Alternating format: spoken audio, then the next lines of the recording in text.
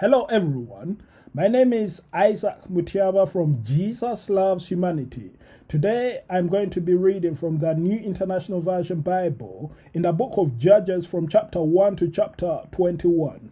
After the death of Joshua, the Israelites asked the Lord, "Who of us is to go up first to fight against the Canaanites?" The Lord answered, "Judah shall go up. I have given the land into their hands." The men of Judah then said to the Simeonites, their fellow Israelites, "Come up with us into the territory allotted to us to fight against the Canaanites.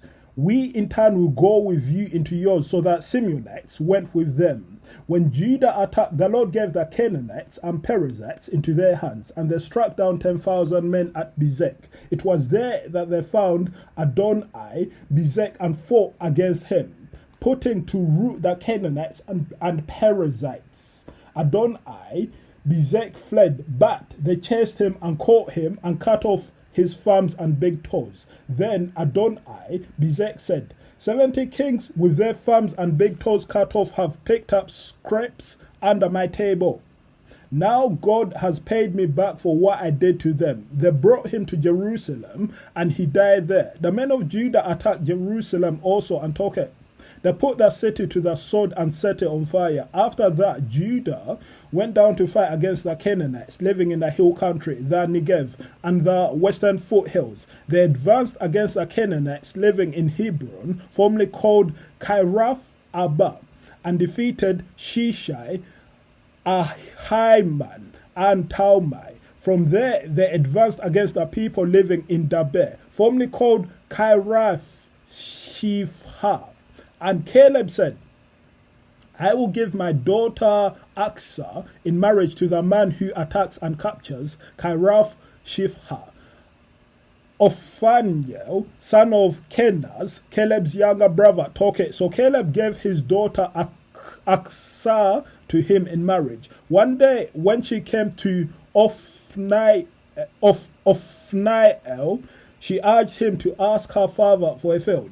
When she got off her donkey, Caleb asked her, "What can I do for you?" She replied, "Do me a special favor. Since you have given me land in the Negev, give me also springs of water." So Caleb gave her the upper and lower springs. The descendants of Moses' father-in-law, the Kenites, went up from the city of palms with the people of Judah to live among the inhabitants of the desert of Judah in the Negev near Arad. Then the men of Judah went with the Simeonites with their fellow... Then the men of Judah went with the Simeonites, their fellow Israelites, and attacked the Canaanites living in Zephath. And they totally destroyed the city. Therefore it was called Homa. Judah also took Gaza, Ashkelon, and Ekron, each city with its territory. The Lord was with the men of Judah. They took possession of the hill country, but they were unable to drive the people from the plains because they had chariots fitted with iron. As Moses had promised, Hebron was given to Caleb, who drove from it the 3 sons of Anak. The Benjamites, however, did not drive out the Jebusites who were living in Jerusalem. To this day, the Jebusites live there with the Benjamites.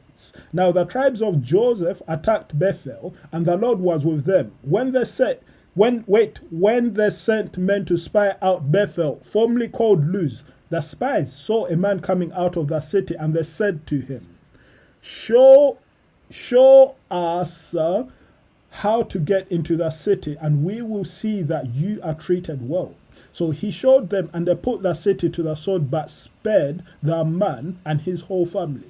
He then went to the land of the Hittites, where he built a city and called it Luz, which is its name to this day. But Manasseh did not drive out the people of Beth-shan, or Tanakh, or Do, or Iblaam, or Megiddo and their surrounding settlements, for the Canaanites were determined to live in that land.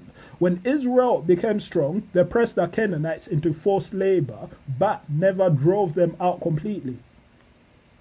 Nor did Ephraim drive out the Canaanites living in Gezer, but the Canaanites continued to live there among them. Neither did Zebulun drive out the Canaanites living in Kitron or Nahalol. So these Canaanites lived among them, but Zebulun did subject them to forced labor. Nor did Asa drive out those living in Akko or Sidon, or Alab or Akzib or Hilba, or Afhek or Rehob. The Asarites lived among the Canaanite inhabitants of the land because they did not drive them out. Neither did Naphtali drive out those living in Beth Shemesh or Beth Anath, but that Naphtali too lived among the Canaanite inhabitants of the land, and those living in Beth Shemesh and Beth Anath became forced laborers for them. The Amorites confined the Danites to the hill country, not allowing them to come down into the plain. And the Amorites were determined also to hold out in Mount Heres, Aijalon, and Shaalbaim. But when the power of the tribes of Joseph increased, they too were pressed into forced labor. The boundary of the Amorites was from Scorpion Pass to Silla and beyond. The angel of the Lord went up from Gilgal to Boikim and said, I brought you up out of Egypt and led you into the land I swore to give to your ancestors. I said, I will never break my covenant with you, and you shall not make a covenant with the people of this land, but you shall break down their altars. Yet you have disobeyed me. Why have you done this? And I have also said, I will not drive them out before you. They will become traps for you, and their gods will become snares for you. Will become snares to you. When the angel of the Lord had spoken these things to all the Israelites, the people wept aloud, and they called that place Bokim. There they offered sacrifices to the Lord. After Joshua had dismissed the Israelites, they went to take possession of the land, each to their own inheritance. The people served the Lord throughout the lifetime of Joshua and of the elders who outlived him and who had seen all the great things the Lord had done for Israel. Joshua, son of Nun, the servant of the Lord, died at the age of 110, and they buried him in the land of his inheritance at Timnath Heres, in the hill country of Ephraim, north of Mount Gas. After that whole generation had been gathered to their ancestors, another generation grew up who knew neither the Lord nor what he had done for Israel. Then the Israelites did evil in the eyes of the Lord and served the Baals. They forsook the Lord, the God of their ancestors, who had brought them out of Egypt. They followed and worshipped various gods of the peoples around them. They aroused the Lord's anger because they forsook him and served Baal and the Ashtoreths. In his anger against Israel, the Lord gave them into the hands of raiders who plundered them. He sold them into the hands of their enemies all around whom they were no longer able to resist. Whenever Israel went out to fight, the hand of the Lord was against them to defeat them. Just as he had sworn to them, they were in great distress. Then the Lord raised up judges who saved them out of the hands of these raiders, yet they would not listen to their judges, but prostituted themselves to other gods and worshipped them. They quickly turned from the ways of their ancestors, who had been obedient to the Lord's commands. Whenever the Lord raised up a judge for them, he was with the judge and saved them out of the hands of their enemies, as long as the judge lived, for the Lord relented because of their groaning under those who oppressed and afflicted them. But when the judge died, the people returned to their ways, even more corrupt than those of their ancestors, following other gods and serving and worshipping them. They refused to give up their evil practices and stubborn ways. Therefore, the Lord was very angry with Israel and said, because this nation has violated the covenant I ordained for their ancestors and has not listened to me, I will no longer drive out before them any of the nations Joshua left when he died. I will use them to test Israel and see whether they will keep the way of the Lord and walk in it as their ancestors did. The Lord had allowed those nations to remain. He did not drive them out at once by giving them into the hands of Joshua. These are the nations the Lord left to test all those Israelites who had not experienced any of the wars in Canaan. He did this only to teach warfare to the descendants of the Israelites who had not had previously who had not had previous battle experience. the 5 rulers of the Philistines, all the Canaanites, the Sidonians, and the Hittites living in the Lebanon mountains, from Mount Baal-Hamon to Lebo-Hamath, they were left to test the Israelites to see whether they would obey the Lord's commands, which he had given their ancestors through Moses. The Israelites lived among the Canaanites, Hittites, Amorites, Perizzites, Hivites, and Jebusites. They took their daughters in marriage and gave their own daughters to their sons and served their gods. The Israelites did evil in the eyes of the Lord. They forgot the Lord their God and served the Baals and the Ashraphs. The anger of the Lord burned against Israel, so that he sold them into the hands of Cushan, Rishathaim, king of Aram Naharaim, to whom the Israelites were subject for 8 years. But when they But when they cried out to the Lord, he raised up for them a deliverer, Ophaniel, son of Kenaz, Caleb's younger brother. He saved them. The Spirit of the Lord came on him, so that he became Israel's judge and went to war. The Lord gave Cushan, Rishathaim, king of Aram, into the hands of Ophaniel, who overpowered him. So the land had peace for 40 years until Ophaniel, son of Kenaz, died. Again, the Israelites did evil in the eyes of the Lord, and because they did this evil, the Lord gave Eglon, king of Moab, power over Israel. Giving the Ammonites and Amalekites to join him, Eglon came and attacked Israel, and they took possession of the city of palms. The Israelites were subject to Eglon, king of Moab, for 18 years. Again, the Israelites cried out to the Lord, and he gave them a deliverer, Ehud, a left-handed man, the son of Gera the Benjamite. The Israelites sent him with tribute to Eglon, king of Moab. Now Ehud had made a double-edged sword about a cubit long, which he strapped to his right thigh under his clothing. He presented the tribute to Eglon, king of Moab, who was a very fat man. After Ehud had presented the tribute, he sent on their way those who had carried it.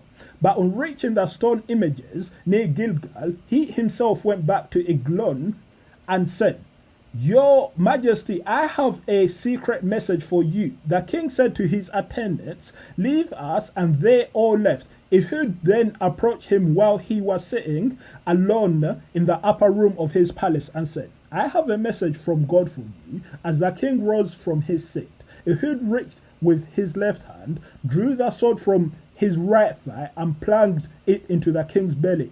Even the handle sank in after the blade, and his bowels discharged. Ehud did not pull the sword out, and the fat closed in over it. Then Ehud went out to the porch. He shut the doors of the upper room behind him and locked them. After he had gone, the servants came and found the doors of the upper room locked. They said, "He must be relieving himself in the inner room of the palace." They waited to the point of embarrassment. But when he did not open the doors of the room, they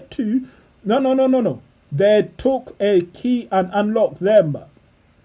There they saw their Lord fallen to the floor dead. While they waited, Ehud got away. He passed by the stone images and escaped to Sirah. When he arrived there, he blew a trumpet in the hill country of Ephraim, and the Israelites went down with him from the hills. With him leading them, "Follow me," he ordered, "for the Lord has given Moab, your enemy, into your hands." So they followed him down and took possession of the fords of the Jordan that led to Moab. They allowed no one to cross over. At that time, they struck down about 10,000 Moabites, all vigorous and strong. Not one escaped. That day, Moab was made subject to Israel, and the land had peace for and the land had peace for 80 years. After Ehud came Samgar, son of Anath, who struck down 600 Philistines with an ox goad.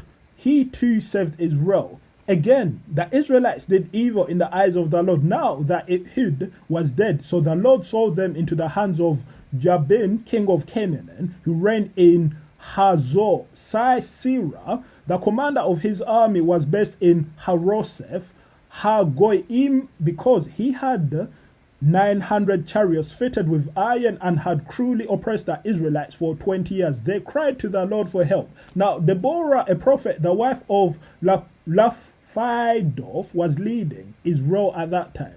She held court under the palm of Deborah between Ramoth and Bethel in the hill country of Ephraim, and the Israelites went up to her to have their disputes decided. She sent for Barak, son of Abinoam, from Kadesh in Naphtali, and said to him, "The Lord, the God of Israel, commands you, go, take with you 10,000 men of Naphtali and Zebulun, and lead them up to Mount Tabor. I will lead Sisera, the commander of Jabin's army, with his chariots and his troops to the Kishon River, and give him into your hands." Barak said to her, "If you go with me, I will go, but if you don't go with me, I won't go. Certainly I will go with you," said Deborah. "But because of the course you are taking, the honor will not be yours, for the Lord will deliver Sisera into the hands of a woman." So Deborah went with Barak to Kadesh. There Barak summoned Zebulun and Naphtali, and 10,000 men went up under his command. Deborah also went up with him. Now Heber the Kenite had left the other Kenites, the descendants of Hobab, Moses' brother-in-law, and pitched his tent by the great tree in Zananim, near Kadesh. When they told Sisera that Barak, son of Abinoam, had gone up to Mount Tabor, Sisera summoned from Harosheth Hagoyim to the Kishon River all his men and his 900 chariots fitted with iron. Then Deborah said to Barak, "Go, this is the day the Lord has given Sisera into your hands. Has not the Lord gone ahead of you?" So Barak went down Mount Tabor, with 10,000 men following him. At Barak's advance, the Lord routed Sisera and all his chariots and army by the sword. And Sisera got down from his chariot and fled on foot. Barak pursued the chariots and army as far as Harosheth Hagoyim, and all Sisera's troops fell by the sword. Not a man was left. Sisera meanwhile fled on foot to the tent of Jael, the wife of Heber the Kenite, because there was an alliance between Jabin, king of Hazor, and the family of Heber the Kenite. Jael went out to meet Sisera and said to him, "Come, my lord, come right in. Don't be afraid." So he entered her tent, and she covered him with a blanket. "I'm thirsty," he said. "Please, give me some water." She opened a skin of milk, gave him a drink, and covered him up. "Stand in the doorway of the tent," he told her. "If someone comes by and asks you, 'Is anyone in there?' say no." But Jael, Habar's wife, picked up a tent peg and a hammer and went quietly to him while he lay fast asleep, exhausted. She drove the peg through his temple into the ground, and he died. Just then Barak came by in pursuit of Sisera, and Jael went out to meet him. "Come," she said, "I will show you the man you're looking for." So he went in with her, and there lay Sisera with the tent peg through his temple, dead. On that day God subdued Jabin, king of Canaan, before the Israelites, and the hand of the Israelites pressed harder and harder against Jabin, king of Canaan, until they destroyed him. On that day, Deborah and Barak, son of Abinoam, sang this song. When the princes in Israel take the lead, when the people willingly offer themselves, praise the Lord.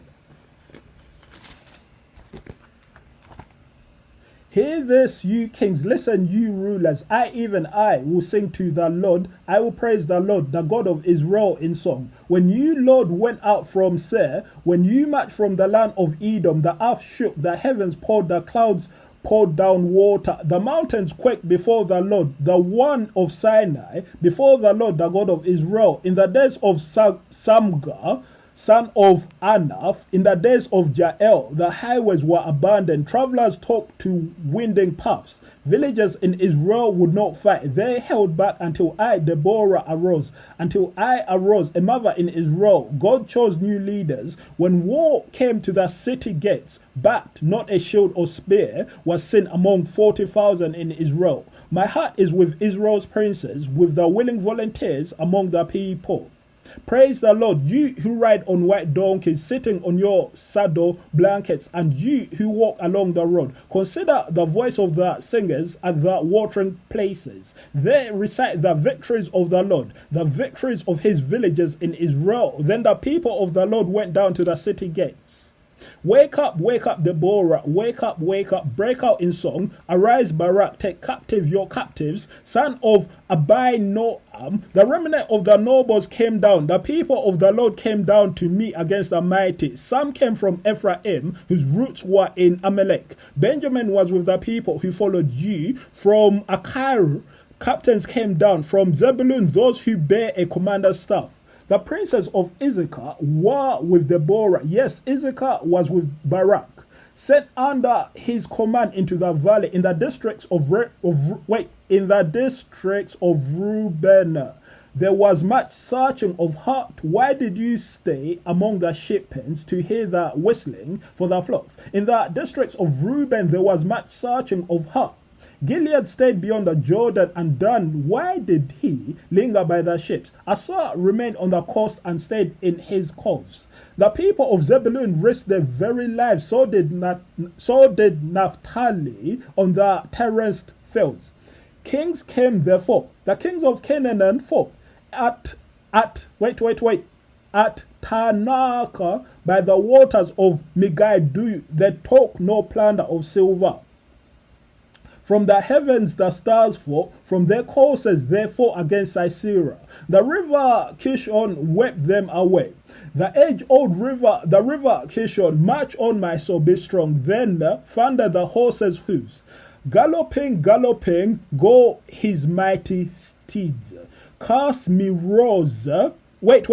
Cast me roses. No. Cast me rose, said the angel of the Lord. Cast its people bitterly, because they did not come to help the Lord. To help the Lord against the mighty. Most blessed of women be Jael, the wife of Heber the Kenite. Most blessed of tent-dwelling women. He asked for water, and she gave him milk. In a bowl fit for nobles, she brought him curded milk. Her hand reached for the tent peg, her right hand for the workman's hammer. She struck Sisera, she crushed his head, she shattered and pierced his temple. At her feet he sank, he fell, there he lay. At her feet he sank, he fell. Where he sank, there he fell dead. Through the window peered Sisera's mother. Behind the lattice she cried out, why is his chariot so long in coming? Why is the clatter of his chariots delayed? The wisest of her ladies answer her. Indeed, she keeps saying to herself, are they not finding and dividing their spoils? A woman or two for each man. Colorful garments as plunder for Sisera. Colorful garments embroidered. Colorful garments embroidered. Highly embroidered garments for my neck. All this as plunder. So may all your enemies perish, Lord, but may all who love you be like the sun. When it rises in its strength, then the land had peace 40 years. The Israelites did evil in the eyes of the Lord, and for 7 years he gave them into the hands of the Midianites, because the power of Midian was so oppressive. The Israelites prepared shelters for themselves in mountain clefts, caves and strongholds. Whenever the Israelites planted their crops, the Midianites, Amalekites, and other eastern peoples invaded the country. They camped on the land and ruined the crops all the way to Gaza, and did not spare a living thing for Israel. Neither sheep, nor cattle, nor donkeys. They came up with their livestock and their tents like swarms of locusts. It was impossible to count them all their camels. They invaded the land to ravage it. Midian so impoverished the Israelites that they cried out to the Lord for help. When the Israelites cried out to the Lord because of Midian, when the Israelites cried out to the Lord because of Midian, he sent them a prophet who said, "This is what the Lord, the God of Israel says, I brought you up out of Egypt, out of the land of slavery. I rescued you from the hand of the Egyptians, and I delivered you from the hand of all your oppressors. I drove them out before you and gave you their land. I said to you, I am the Lord your God. Do not worship the gods of the Amorites in whose land you live." But you have not listened to me. The angel of the Lord came and sat down under the oak in Ophrah that belonged to Joash the Abizrite,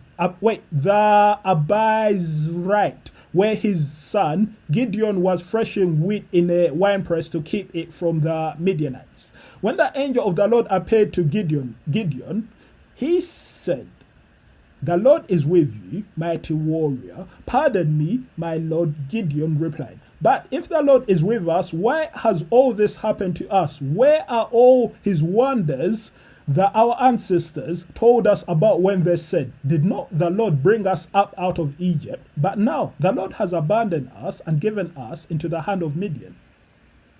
The Lord turned to him and said, "Go in the strength you have and save Israel out of Midian's hand. Am I not sending you?" "Pardon me, my Lord," Gideon replied. "But how can I save Israel? My clan is the weakest in Manasseh, and I am the least in my family." The Lord answered, "I will be with you, and you will strike down all the Midianites, leaving none alive." Gideon replied, "If now I have found favor in your eyes, give me a sign that it is really you talking to me. Please do not go away until I come back and bring my offering and set it before you." And the Lord said, "I will wait until you return." Gideon went inside, prepared a young goat, and from an ephah of flour he made bread without yeast, putting the meat in a basket and its broth in a pot.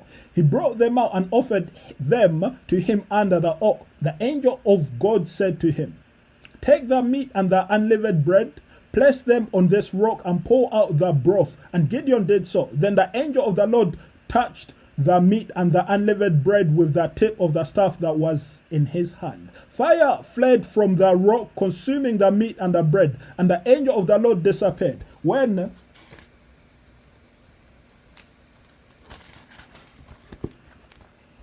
Gideon realized that it was the angel of the Lord, he exclaimed, "Alas, sovereign Lord, I have seen the angel of the Lord face to face." But the Lord said to him, "Peace, do not be afraid. You are not going to die." So Gideon built an altar to the Lord there and called it, "The Lord is Peace." To this day, it stands in Ophrah of the of the Abizrites. That same night, the Lord said to him, "Take the second bull from your father's herd, the one 7 years old. Tear down your father's altar to Baal and cut down the Asherah pole beside it. Then build a proper kind of altar to the Lord your God on the top of this height. Using the wood of the Asherah pole that you cut down, offer the second bull as a burnt offering." So Gideon took 7 of his servants and did as the Lord told him. But because he was afraid of his family and the townspeople, he did it at night rather than in the daytime.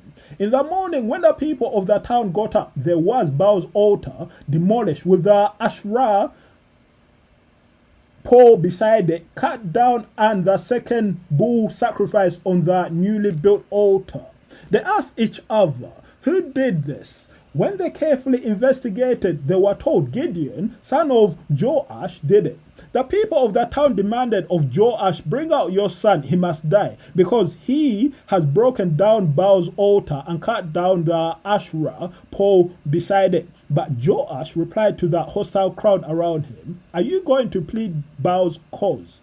Are you trying to save him? Whoever fights for him shall be put to death by morning. If Baal really is a god, he can defend himself when someone breaks down his altar."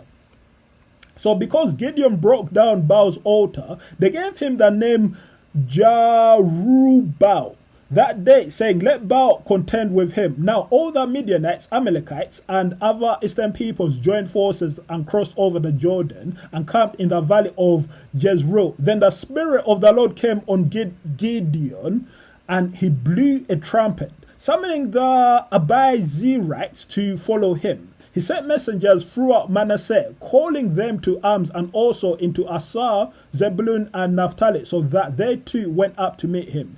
Gideon said to God, if you will save Israel by my hand, as you have promised, look, I will place a wool fleece on the threshing floor. If there is dew only on the fleece, and all the ground is dry, then I will know that you will save Israel by my hand, as you said. And that is what happened. Gideon rose early the next day. He squeezed the fleece and wrung out the dew, a bowl full of water.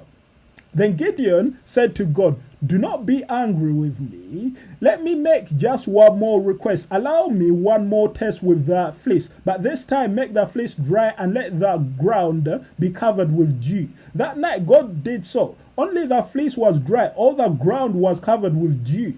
Early in the morning, Jerubbaal, that is Gideon, and all his men camped at the spring of Harod. The camp of Midian was north of them, in the valley near the hill of Moreh. The Lord said to Gideon, you have too many men. I cannot deliver Midian into their hands, or Israel would boast against me. My own strength has saved me. Now announce to the army, anyone who trembles with fear may turn back and leave Mount Gilead. So 72,000 men left, while 10,000 remained. But the Lord said to Gideon, there are still too many men. Take them down to the water, and I will thin them out for you there. If I say this one shall go with you, he shall go. But if I say this one shall not go with you, he shall not go. So Gideon took the men down to the water. There the Lord told him, separate those who lap the water with their tongues, as a dog laps, from those who kneel down to drink.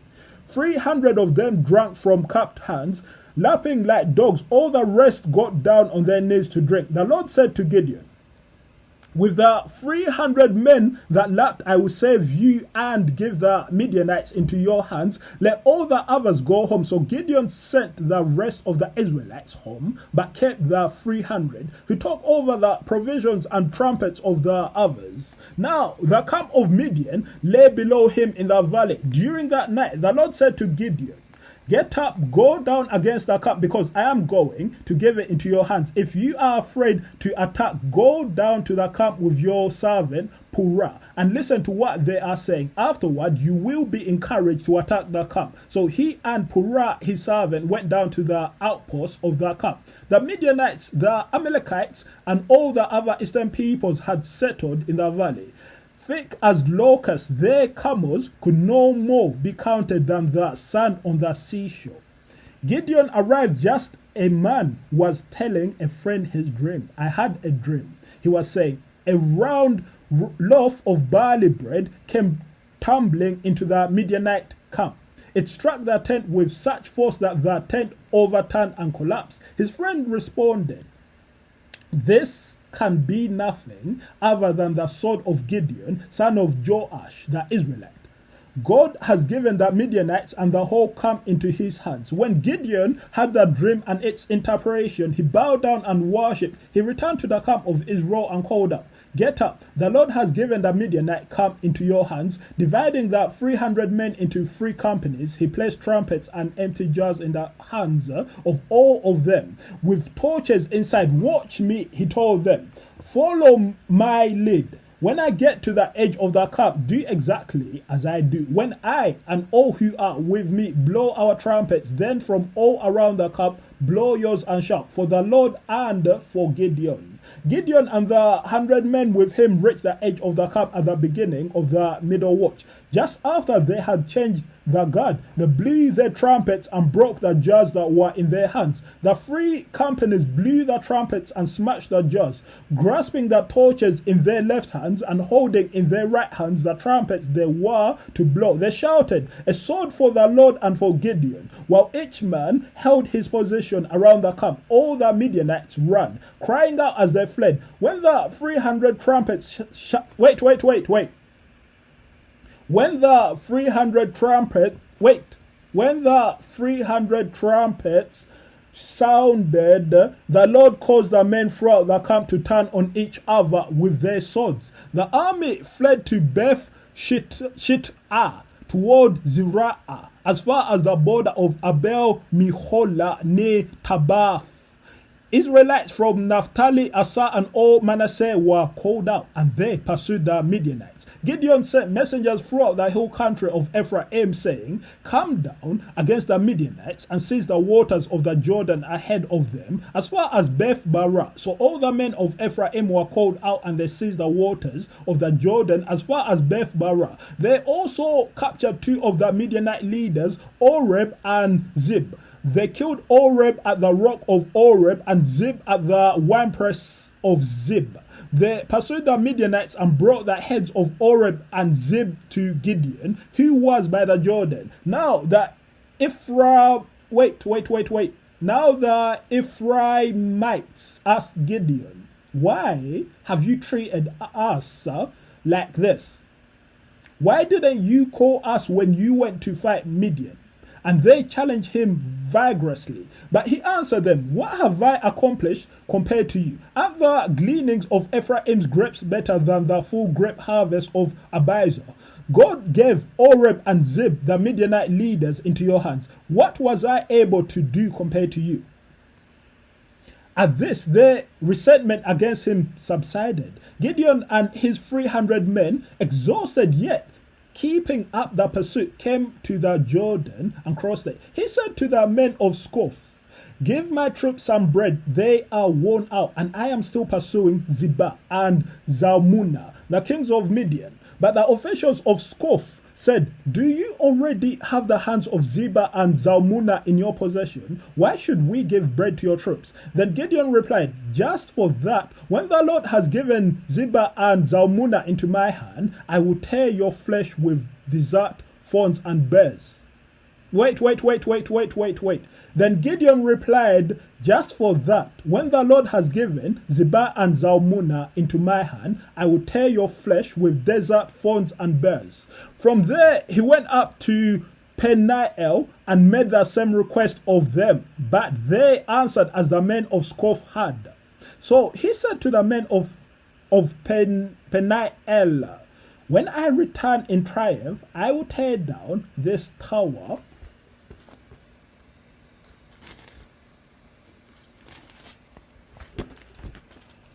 Now, Zebah and Zalmunna were in Karko with a force of about 15,000 men. All that were left of the armies of the eastern peoples, 120,000 swordsmen, and had 120,000 swordsmen had fallen. Gideon went up by the route of the Normans east of Noba and Jogbeah and attacked the unsuspecting army. Zebah and Zalmunna, the two kings of Midian, fled back. He pursued them and captured them, routing their entire army. Gideon, son of Joash, then returned from the battle by the pass of Heres. He caught a young man of Scof and questioned him. And the young man wrote down for him the names of the 77 officials of Scof, the elders of the town. Then Gideon came and said to the men of Scof, "Here are Zebah and Zalmunna, about whom you taunted me by saying, 'Do you already have the hands of Zebah and Zalmunna in your possession? Why should we give bread to your exhausted men?" He took the elders of the town and taught the men of Scof a lesson by punishing them with desert thorns and bears. He also pulled down the tower of Peniel and killed the men of the town. Then he asked Zebah and Zalmunna, "What kind of men did you kill at Tabor?" Men like you, they answered, each one with the bearing of a prince. Gideon replied, "Those were my brothers, the sons of my own mother. As surely as the Lord lives, if you had spared their lives, I would not kill you." Turning to Jephthah, his oldest son, he said, "Kill them." But Jephthah did not draw his sword because he was only a boy and was afraid. Zebah and Zalmunna said, "Come, do it yourself. As is the man, so is his strength." So Gideon stepped forward and killed them and took the ornaments off their camels' necks. The Israelites said to Gideon, "Rule over us, you, your son, and your grandson, because you have saved us from the hand of Midian." But Gideon told them, "I will not rule over you, nor will my son rule over you. The Lord will rule over you." And he said, "I do have one request. that each of you give me an earring from your share of the plunder. It was the custom of the Ishmaelites to wear gold earrings. They answered, we'll be glad to give them. So they said, no. They answered, we'll be glad to give them. So they spread out a garment, and each of them threw a ring from his plunder onto it. The weight of the gold rings he asked for came to 1,700 shekels, not counting the ornaments, the pendants, and the purple garments worn by the kings of Midian, or the chains that were on their camels' necks. Gideon made the gold into an ephod, which he placed in Ophra, his town. O Israel prostituted themselves by worshipping it there, and it became a snare to Gideon and his family. Thus Midian was subdued before the Israelites and did not raise its head again. During Gideon's lifetime, the land had peace 40 years. Jerubbaal, son of Joash, went back home to live. He had 70 sons of his own, for he had many wives. His concubine, who lived in Shechem, also bore him a son, whom he named Abimelech. Gideon, son of Joash, died at a good old age and was buried in the tomb of his father Joash in Ophra of the Abiezrites. No sooner had Gideon died than the Israelites again prostituted themselves to the Baals. They set up Baal Bereth as their god and did not remember the Lord their God, who had rescued them from the hands of all their enemies on every side. They also failed to show any loyalty to the family of Jerubbaal, that is Gideon, in spite of all the good things he had done for them.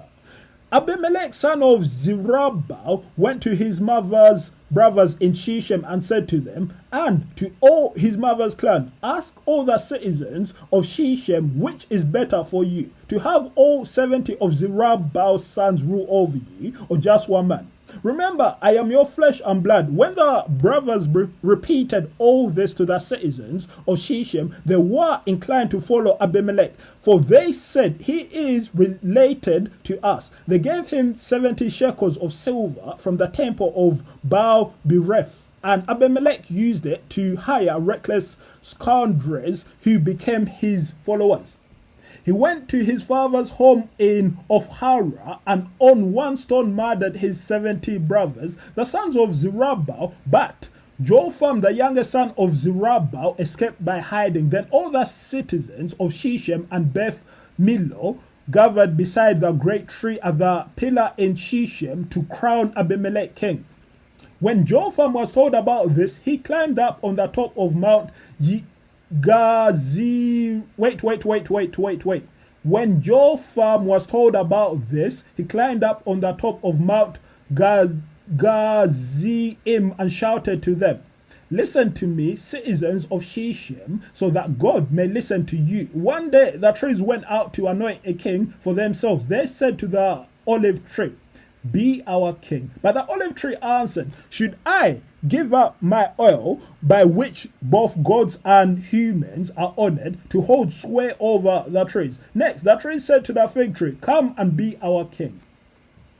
But the fig tree replied, should I give up my fruit, so good and sweet, to hold sway over the trees? Then the tree said to the vine, come and be our king. But the vine answered, should I give up my wine, which shares both gods and humans, to hold sway over the trees? Finally, all the trees said to the thorn bush, come and be our king. The thorn bush said to the trees, if you really want to anoint me king over you, come and take a... Wait. The thorn bush said to the trees, if you really want to anoint me king over you, come and take refuge in my shade. But if not, then let fire come out of the thorn bush and consume the cedars of Lebanon. Have you acted honorably and in good faith by making Abimelech king? Have you been fair to Jerubbaal and his family? Have you treated him as he deserves? Remember that my father fought for you and risked his life to rescue you from the hand of Midian. But today you have revolted against my father's family. You have murdered his 70 sons on a single stone and have made Abimelech, the son of his female slave, king over the citizens of Shechem because he is related to you. So you have acted honorably and in good faith toward Jerubbaal and his family today. If you have, may Abimelech be your joy and may you be his too. But if you have not, let fire come out from Abimelech and consume you, the citizens of Shechem and Beth Millo, and let fire come out from you, the citizens of Shechem and Beth Millo, and consume Abimelech. Then Jotham fled, escaping to Debir. And he lived there because he was afraid of his brother Abimelech. After Abimelech had governed Israel 3 years, God stirred up an animosity between Abimelech and the citizens of Shechem, so that they acted treacherously against Abimelech. God did this in order that the crime against Jerubbaal's 70 sons, the shedding of their blood, might be avenged on their brother Abimelech and on the citizens of Shechem, who had helped him murder his brothers. In opposition to him, these citizens of Shechem set men on the hilltops to ambush and rob everyone who passed by, and this was reported to Abimelech. Now, Gal, son of Ebed, moved with his clan into Shechem, and its citizens put their confidence in him. After they had gone out into the fields and gathered the grapes and trodden them, they held a festival in the temple of their God. While they were eating and drinking, they cursed Abimelech. Then Gal said of Ebed, said, "Who is Abimelech? And why should we, Shechemites, be subject to him? Isn't he Jerubbaal's son? And isn't Zebal his deputy? Serve the family of Hamor, Shechem's father. Why should we serve Abimelech? If only these people were under my command, then I would get rid of him. I would say to Abimelech, call out your whole army." When Zebul, the governor of the city, had what Gal said, when Zebul, the governor of the city, had what Gal, son of Ebed, said, he was very angry. Under cover, he sent messengers to Abimelech saying, "Gal, son of Ebed, and his clan have come to Shechem and are stirring up the city against you. Now then, during the night, you and your men should come and lie in wait in the fields. In the morning at sunrise, advance against the city. When Gal and his men come out against you, seize the opportunity to attack them." So Abimelech and all his troops set out by night and took up concealed positions near Shechem in 4 companies. Now Gal, son of Ebed, had gone out and was standing at the entrance of the city gate, just as Abimelech and his troops came out from their hiding place. When Gal saw them, he said to Zebal, "Look, people are coming down from the tops of the mountains."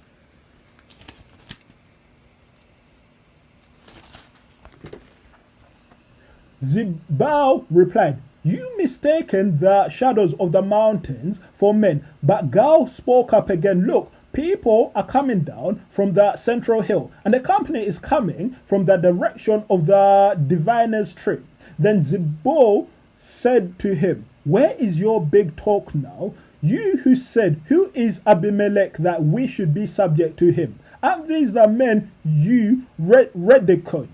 Go out and fight them." So Gal led out the citizens of Shechem and fought Abimelech. Abimelech chased him all the way to the entrance of the gate, and many were killed as they fled. Then Abimelech stayed in Aroma, and Zebul drove Gal and his clan out of Shechem. The next day, the people of Shechem went out to the fields, and this was reported to Abimelech. So he took his men, divided them into 3 companies, and set an ambush in the fields. When he saw the people coming out of the city, he rose to attack them. Abimelech and the companies with him rushed forward to a position at the entrance of the city gate.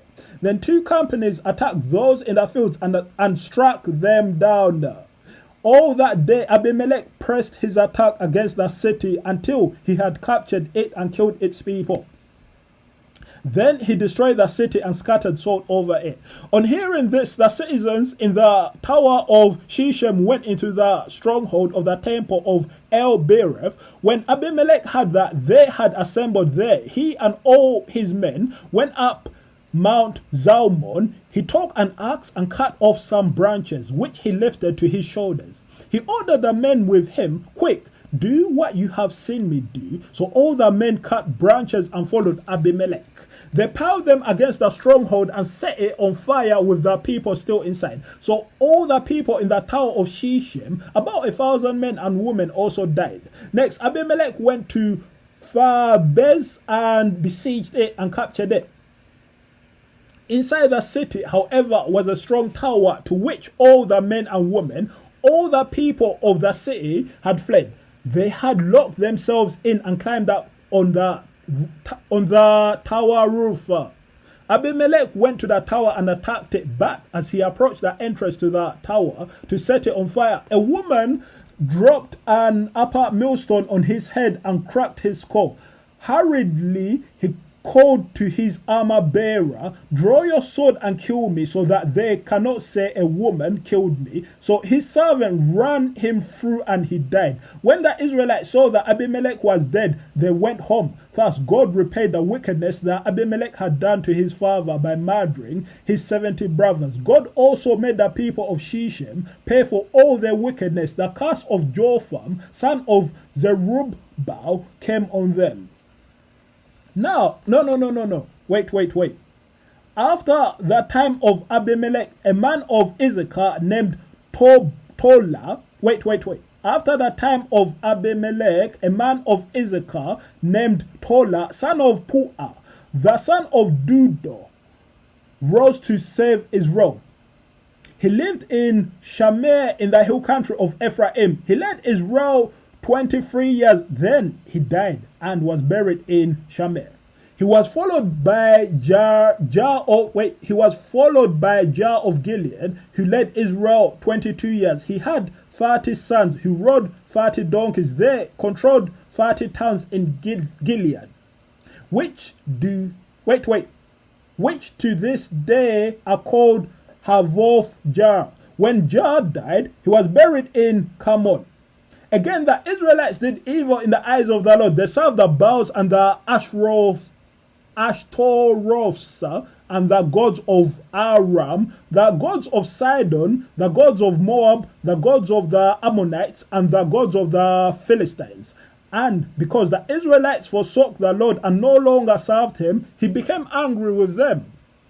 He sold them into the hands of the Philistines and the Ammonites, who that year shattered and crushed them. For 18 years they oppressed all the Israelites on the east side of the Jordan in Gilead. The land of the Amorites, the Ammonites also crossed the Jordan to fight against Judah, Benjamin, and Ephraim. Israel was in great distress. Then the Israelites cried out to the Lord, "We have sinned against you, forsaking our God and serving the Baals." The Lord replied, "When the Egyptians, the Amorites, the Ammonites, the Philistines, the Sidonians, the Amalekites, and the Moabites oppressed you, and you cried to me for help, did I not save you from their hands? But you have forsaken me and served other gods, so I will no longer save you. Go and cry out to the gods you have chosen. Let them save you when you are in trouble." But the Israelites said to the Lord, "We have sinned. Do with us whatever you think best,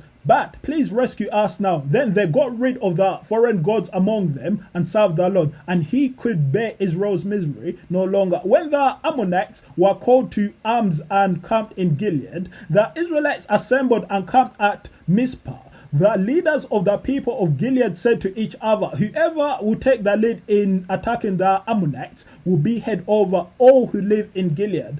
Jephthah, the Gileadite, was a mighty warrior. His father was Gilead. His mother was a prostitute. Gilead's wife also bore him sons, and when they were grown up, they drove Jephthah away. "You are not going to get any inheritance